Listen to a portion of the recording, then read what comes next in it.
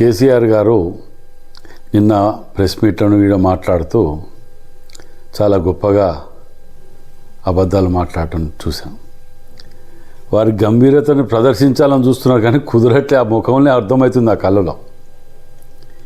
మళ్ళా ఏం అబద్ధాలు ఆడి ఎవరిని మోసం చేయాలని తెలంగాణ ప్రజల్ని ఊకే మోసం చేస్తే పడతారని అనుకుంటున్నారేమో కానీ ఏదో తోలు తీస్తారట. నీకు తీద్దామంటే తోలు కూడా లేదు, అట్ట వీకేశారు నిన్ను.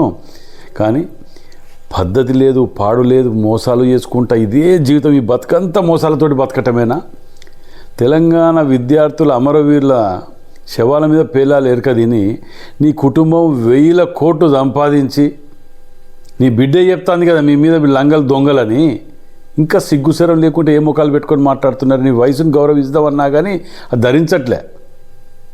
ఇవాళ మీరు చేసిన కథలు మోసాలకు విచ్చలవిడిగిచ్చిన వాగ్దానాలట, తోలు తీస్తానట, ఏంది నువ్వు లేస్తే ఆగడటి నన్ను మెప్పులు తీస్తాడు. సరిగ్గా లేచి నువ్వు 2 నిమిషాలు నిల్చో, నువ్వు లేచి ఊగుతాంటావు అటు ఇటు, నువ్వు మాట్లాడుతున్నావు తోలు తీస్తాను తోలు. ఎట్లాగో మీ ఆధారాలు ఇవన్నీ బయటికి వెళ్ళినాయి. మీ యొక్క దోపరికం ఏ విధంగా ఉన్నది, ఏ విధంగా రాజరిక పోకడలతోటి మీ మంత్రులను ఎమ్మెల్యేని ఏ విధంగా చూసినావు, కడుపు మండిని ఎంబట్టున్నలో నిన్ను బొంద పెడతారు. బయట వాళ్ళు అవసరం లేదు నీకు.